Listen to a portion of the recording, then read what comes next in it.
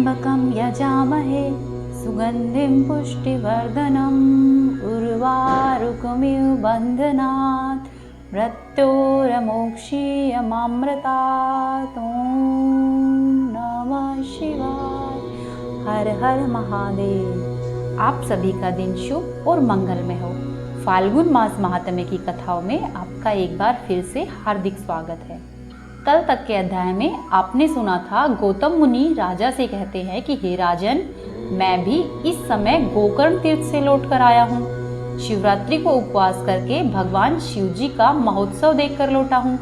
लौटते समय मार्ग में मैंने एक बहुत ही अद्भुत आश्चर्य की बात देखी। तब राजा बोलते हैं कि हे ब्राह्मण, आपने मार्ग में कहाँ पर और कौन सी आश्चर्य की बात देखी है, वह बात मुझसे भी बताइए। आज के अध्याय में आप सुनेंगे इससे आगे की कथा। आइए शुरू करते हैं। फिर गौतम जी कहते हैं कि हे राजन, गोकर्ण से आते समय एक स्थान पर दोपहर के समय में मुझे एक स्वच्छ सरोवर दिखाई दिया। वहां पर जल पीकर मैंने रास्ते की सारी थकावट दूर की और वहां पर घनी और शीतल छाया वाले बरगद के वृक्ष के नीचे विश्राम किया। उसी समय थोड़ी ही दूरी पर मैंने एक अंधी, बूढ़ी और दुबली पतली चांडाली को देखा। उसका मुंह सूख गया था, उसने कुछ भी भोजन नहीं किया था और वह अनेक प्रकार के रोगों से पीड़ित थी। उसके सब अंगों में कोढ़ का घाव हो गया था तथा उसमें बहुत से कीड़े पड़ गए थे। उसकी कमर में पीत और रक्त से सना हुआ एक फटा पुराना वस्त्र लिपटा हुआ था। उसे उस दशा में देखकर मुझे बड़ी ही दया आई और उसके मृत्यु काल की प्रतीक्षा करता हुआ मैं क्षण भर के लिए वहीं पर बैठा रहा। इतनी ही देर में भगवान शंकर के पार्षदों के द्वारा लाया हुआ एक विमान देखा, जो कि अपनी किरणों से आकाश मार्ग को अलोकित कर रहा था। तब मैंने शीघ्र ही उनके समीप जाकर आकाश में खड़े हुए उन शिवगणों से पूछा कि आप लोगों को नमस्कार है। मैंने आप लोगों को पहचान लिया है। आप सभी महादेव जी के चरणों के सेवक हैं। आपने इस समय जो यहाँ आने का कष्ट उठाया है, यह आपकी यात्रा संपूर्ण लोगों की रक्षा के लिए हुई है या फिर आप लोगों को कोई मजाक सूझा है? कृपया करके यह सब मुझसे बतलाइए। आप यहाँ पर किस लिए पधारे हैं? तब शिव जी के दूत मुझसे बोले कि हे मुनि, यह सामने जो बूढ़ी चांडाली मर रही है, इसी को ले जाने के लिए भगवान शिव ने हमें आदेश दिया है। यह सुनकर मैंने पूछा कि ओहो, यह महापापात्मा घोर चांडाली इस दिव्य विमान पर बैठने की अधिकारी कैसे हो सकती है? यह तो जन्म से लेकर जीवन भर प्रायः अपवित्रता में ही डूबी रही है। पापात्मा एवं पाप का अनुगमन करने वाली है। इस दुराचारणी को आप लोग शिवलोक में क्यों ले जाना चाहते हैं? इसने कभी भी शिवजी का पंचाक्षर मंत्र नहीं जपा, शिवजी का पूजन नहीं किया और न ही भगवान शंकर का ध्यान किया है। यह सत्संग से दूर रहने वाली तथा अत्यंत ही क्रोधी स्वभाव वाली स्त्री है। आप लोग इसे शिवलोक में कैसे ले जाना चाहते हैं? ईश्वर की इस लीला का रहस्य देहधारियों की समझ में आना कठिन है, जिसमें पापात्मा प्राणी भी दया करके परम पद पर पहुंच जाता है। फिर आगे गौतम मुनि कहते हैं कि मेरे द्वारा ऐसा कहने पर देवाजी देव भगवान शिव के दूत इस प्रकार से बोले कि हे महामते, यह कर्मों के परिपाक से प्राप्त होने की गति देखो, जो कि एक नीच से नीच नारी भी आज रोग शोक से रहित परम धाम पर आरूढ़ हो रही है। इसने पूर्व जन्म में अन्न दान इत्यादि नहीं किया, इसीलिए भूख प्यास आदि क्लेशों से यहाँ पर पीड़ित हो रही है। इसने जो मदिरा के नशे में अंधी होकर बड़ा भयंकर पाप कर डाला था, उसी के फल से यह अंधी हो गई। पूर्व जन्म में इसने जानबूझकर गाय के बछड़े को खाया था, इसीलिए इस जन्म में यह अत्यधिक ही निंदित चांडाली हुई। इसने सदाचार का मार्ग त्याग कर पूर्व जन्म में व्याभिचार के मार्ग को अपनाया था। उसी अकथनीय पाप से इस जन्म में यह दुराचारणी और दुर्भाग्यवती हुई है। विधवा होकर भी इसने दूसरे पति का आलिंगन किया। उसी महान पाप के कारण इसके शरीर में कोढ़ से बहुत से घाव हुए हैं। इसने काम वेदना से व्याकुल होकर अपनी इच्छा के अनुसार शूद्र से रमण किया। उसी पाप के कारण इसे महारक्त पीत और कीड़ों से पीड़ित होना पड़ा है। इसने कभी भी उत्तम व्रत का पालन नहीं किया, यज्ञ इत्यादि कोई पूजा नहीं की, कुआं आदि कुछ नहीं खुदवाया और न ही बगीचे लगाने का कार्य किया। उसी पाप से यह सब प्रकार के भोग साधनों से रहित होकर दुख पा रही है। पूर्व जन्म में इस मूर्ख स्त्री ने मदिरा का पान किया था, उसी पाप से यह महायक्षमा की पीड़ा और हृदय सूल से तड़प रही है। हे मुनि श्रेष्ठ, विवेक की महात्मा यहीं पर सब मनुष्य में उनके संपूर्ण पाप चिन्ह देखते हैं। यहाँ पर जो बहुत से रोगों द्वारा पीड़ित और पुत्र तथा धन से हीन है, जो दुष्ट लक्षणों से क्लेश पाने वाले और लाज छोड़कर भीख मांगने वाले हैं, वस्त्र, अन्न, पान, संज्ञा, भूषण आदि से वंचित, कुरूप, विद्याहीन, विकल अंग वाले यानी कि लंगड़े, लूले, कुत्सित भोजन करने वाले, दुर्भाग्यवान, निंदित तथा दूसरों के सेवक है, ये सभी पूर्व जन्म में बड़े भारी पापी रहे हैं। इस प्रकार यत्न पूर्वक विचार करके और संसार के मनुष्य की दशा देखकर विद्वान पुरुष कभी भी पाप नहीं करते। यदि करे तो वह स्वयं ही आत्मघाती होते हैं। जीव का यह मनुष्य शरीर अनेक प्रकार के सत्कर्मों का एकमात्र साधन है। इसके द्वारा सदा ही शुभ कार्यों को करना चाहिए, पाप के कार्यों का सदा ही त्याग करना चाहिए। सुख की इच्छा रखने वालों को पुण्य करना चाहिए। मनुष्य का यह शरीर अत्यधिक ही दुर्लभ है। इसे पाकर जो कोई भी अपना हित चाहने वाला मानव एकमात्र भगवान शिव जी की शरण लेता है, एकचित होकर उन्हीं का ध्यान करता है, वह समस्त पातकों में तर जाता है। पहले इस दुराचारणी स्त्री के मुख से असावधानी में ही शिवजी का नाम उच्चारित हुआ है। श्री गोकर्ण क्षेत्र में शिवरात्रि को उपवास करके रात में इसने जागरण किया और शिवजी के मस्तक पर बिल्वपत्र चढ़ाया है। उसी का जो उत्तम फल है उसे यह आज भोगने जा रही है। यह सब आप अपनी आंखों से देख रहे हैं। फिर गौतम मुनि कहते हैं कि हे राजन, इस प्रकार कहकर उन शिवदूतों ने उस चांडाली की योनि से जीव को खींचकर उसे दिव्य तेज से संपन्न कर दिया। उस नारी को दिव्य शरीर की प्राप्ति हुई और वह तेज की राशि से उद्विग्न हो उठी। तत्पश्चात शिवजी के दूतों ने प्रसन्न होकर उसे विमान पर बिठाया। वह परम उदार रूप और लावण्य से सुशोभित तथा दिव्य वस्त्र धारण करने वाली हो गई। उसकी देह से सब ओर दिव्य सुगंध और दिव्य प्रकाश फैल रहे थे।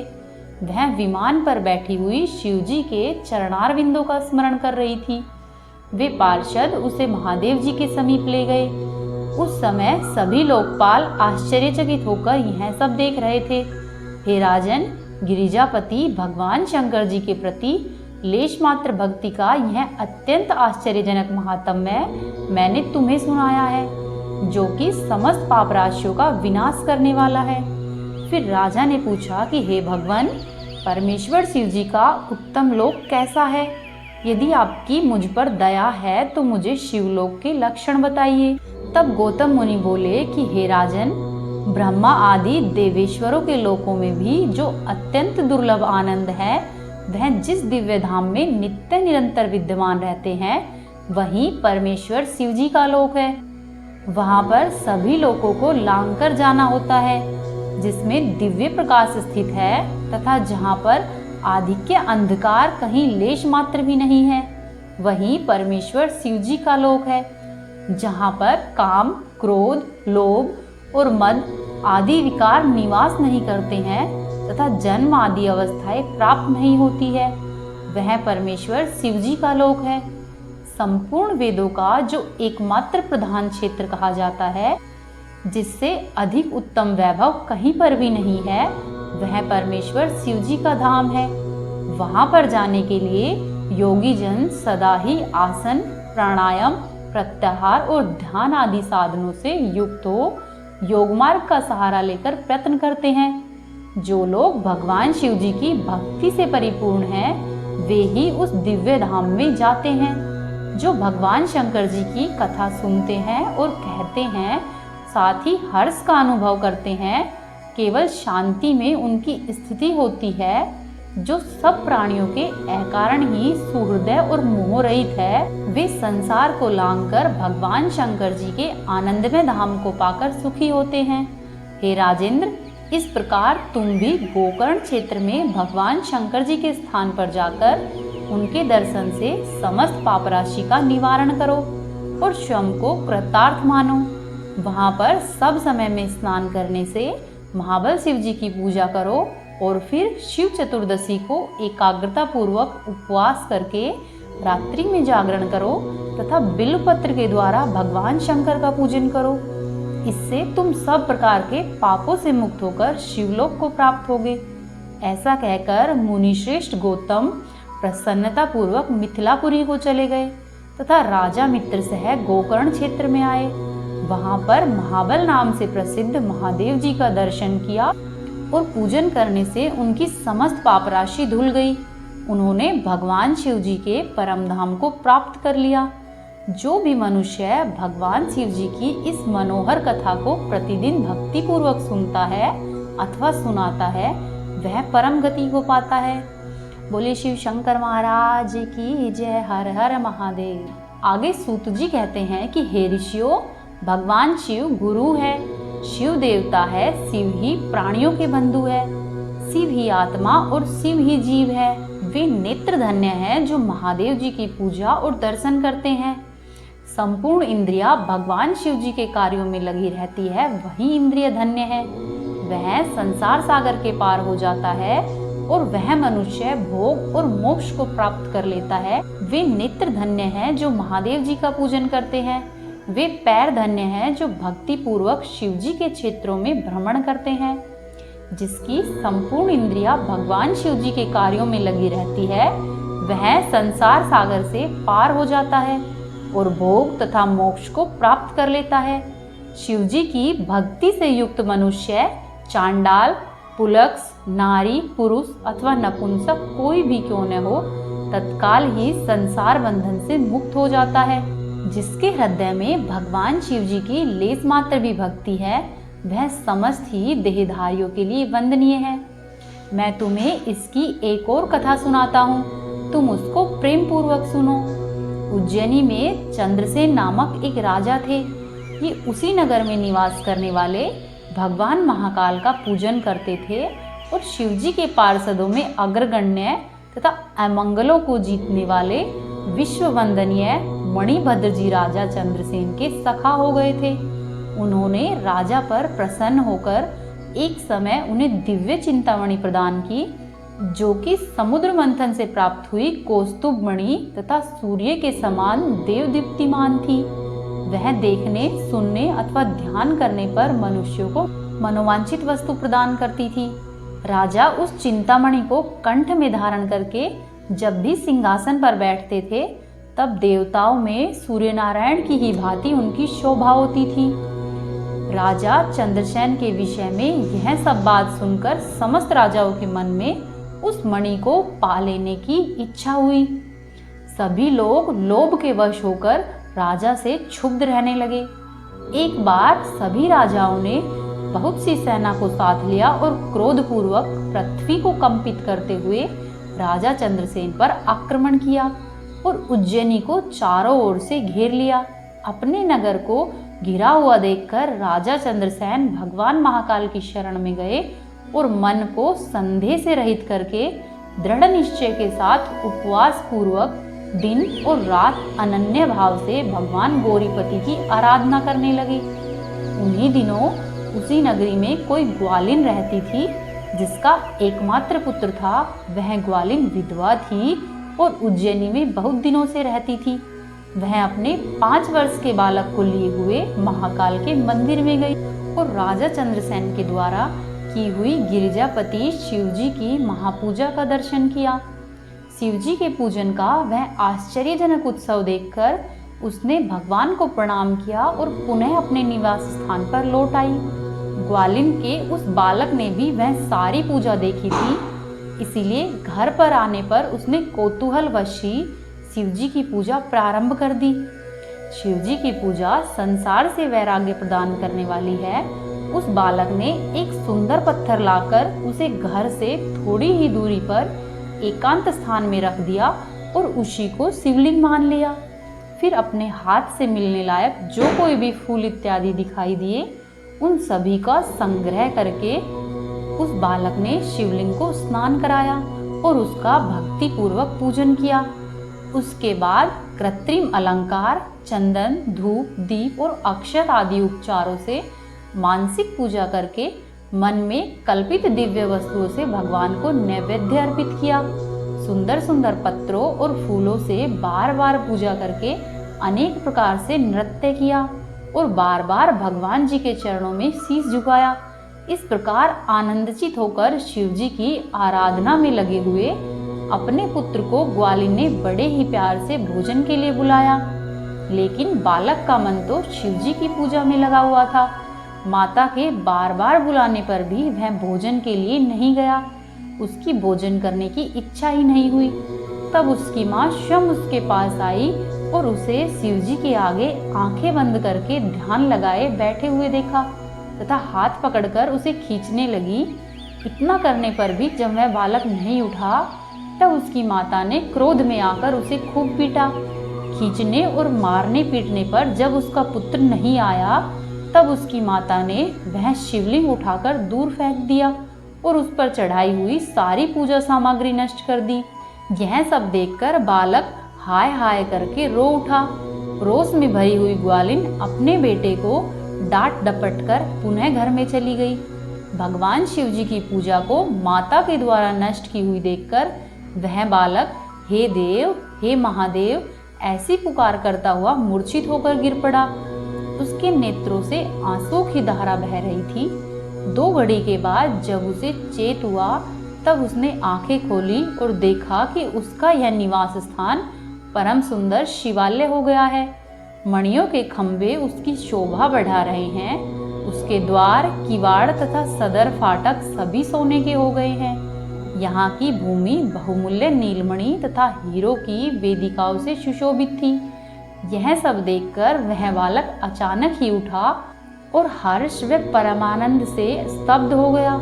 उसने समझ लिया कि यह सब शिव जी की पूजा का महात्म्य है। उसी के प्रभाव से यह सब दिव्य विभूति प्रकट हुई है। उसके बाद उस बालक ने अपनी माता के अपराध की शांति के लिए पृथ्वी पर मस्तक रखकर साष्टांग प्रणाम किया और इस प्रकार से कहा कि हे देव, हे महादेव, हे उमापते, मेरी माता का अपराध क्षमा कीजिए। वह मूढ़ है, वह आपके प्रभाव को नहीं जानती है। हे शंकर, आप उस पर प्रसन्न होइए। यदि मुझ में आपकी भक्ति से उत्पन्न हुआ कुछ भी पुण्य है तो उससे मेरी माता आपकी दया प्राप्त करे। इस प्रकार से भगवान शंकर को बार बार प्रसन्न करके उसके चरणों में मस्तक झुकाकर सूर्यास्त के समय वह बालक शिवालय से बाहर निकला और उसने अपने शिविर को देखा। यह इंद्रनगर के समान शोभा पा रहा था। वहां पर सब कुछ तत्काल सोने के समान होकर विचित्र वैभव से प्रकाशित होने लगा। भवन के भीतर प्रवेश करके बालक ने देखा कि उसकी माँ बहुमूल्य पलंग पर सो रही है और उसको याद कर रही है। उसने माता को जगाया। ग्वालिन बड़े ही वेग से उठी और अपने पुत्र को अपने घर पर तथा अपने घर को अपूर्व रूप में देखकर आनंद में विह्वल हो गई। पुत्र के मुख से गिरिजापति शंकर जी का वह सब प्रकार का चमत्कार सुनकर ग्वालिन ने राजा को सूचना दी। वहीं दूसरी ओर राजा निरंतर भगवान शिव जी के भजन में लगे हुए थे। राजा अपना नियम पूरा करके रात में सहसा ही वहां पर आए और ग्वालिन के पुत्र का वह प्रभाव जो कि शंकर जी के संतोष से प्रकट हुआ था उसको देखा। स्वर्ण में शिव मंदिर, रत्न में शिवलिंग तथा सुंदर मणिमणियों से जगमगाता हुआ ग्वालिन का घर राजा चंद्रसेन, पुरोहित और मंत्रियों के साथ साथ 2 घड़ी तक आश्चर्य में पड़ गए। उसके बाद उन्होंने नेत्रों से प्रेम के आंसू बहाए और ग्वालिन के उस बालक को हृदय से लगा लिया। भगवान शिव जी के इस अद्भुत महात्म्य की चर्चा समस्त नगर में बड़े ही वेग से फैली और यही कहते सुनते वह रात मानो क्षण भर में ही बीत गई।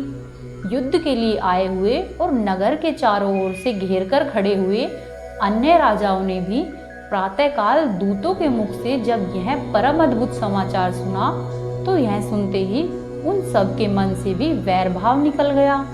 उन्होंने सहसा ही हथियार डाल दिए और आश्चर्यचकित होकर महाराज चंद्रसेन की आज्ञा से नगर में प्रवेश किया। उस रमणीय नगरी में प्रवेश करके भगवान महाकाल को प्रणाम करने के बाद सब राजा उस ग्वालिन के घर पर आए। वहां पर राजा चंद्रसेन ने आगे बढ़कर उनका स्वागत किया। वे बहुमूल्य आसनों पर बैठे और प्रेम पूर्वक आश्चर्यचकित और आनंदित हुए। गोप बालक पर कृपा करने के लिए स्वतः ही प्रकट हुए शिवालय और शिवलिंग का दर्शन करके सभी राजाओं ने भगवान शिव जी को अपनी उत्तम बुद्धि समर्पित की, उनमें भक्ति पूर्वक मन लगाया। इसी समय सभी देवताओं से पूजित परम तेजस्वी वानर राज हनुमान जी वहां पर प्रकट हुए। उनके आते ही सभी राजा बड़े ही वेग से उठकर भक्ति भाव से विनीत हो उन्हें नमस्कार किया। तब हनुमान जी ने कहा कि हे राजाओं, भगवान शिव की पूजा के सिवा देहधारियों के लिए दूसरी कोई गति नहीं है। यह बड़े ही सौभाग्य की बात है कि इस गोप बालक ने शनिवार को प्रदोष व्रत के दिन बिना ही मंत्र के भी शिव जी का पूजन करके उन्हें पा लिया है। शनिवार को प्रदोष व्रत समस्त देहधारियों के लिए दुर्लभ है। कृष्ण पक्ष आने पर तो यह और भी दुर्लभ है। गोप वंश की कीर्ति को बढ़ाने वाला यह बालक संसार में सबसे अधिक पुण्यात्मा है। इसकी वंश परंपरा की 8वीं पीढ़ी में महायशस्वी नंद उत्पन्न हो गए, जिनके यहाँ पर साक्षात भगवान नारायण उनके पुत्र के रूप में प्रकट होंगे और श्री कृष्ण के नाम से प्रसिद्ध होंगे। आज से यह गोपाल नंदन संसार में श्रीकर के नाम से विख्यात हो। अंजनी नंदन हनुमान जी ऐसा कहकर उस गोप बालक को शिव जी की उपासना के आचार व्यवहार का उपदेश देकर वहां से अंतर्धान हो गए। वे सब राजा हर्ष में भरकर महाराज चंद्रसेन की आज्ञा लेकर जैसे आए थे वैसे ही लौट गए। महातेजस्वी श्रीकर भी हनुमान जी का उपदेश पाकर धर्मज्ञ ब्राह्मणों के साथ शंकर जी की आराधना करने लगे। समय के अनुसार भक्त श्रीकर गोप तथा राजा चंद्रसेन दोनों ने भक्ति पूर्वक शिव जी की आराधना करके परम पद को पाया। यह परम पवित्र उपाख्यान कहा गया है।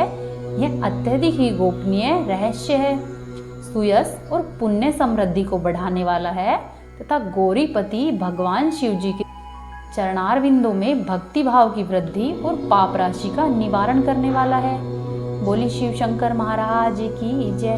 हर हर महादेव। इससे आगे की कथा आप सुनेंगे कल के अध्याय। इसी प्रकार की कथाएं सुनने के लिए हमारे चैनल को सब्सक्राइब करें, वीडियो को लाइक करें, वीडियो को शेयर करें। हर हर महादेव।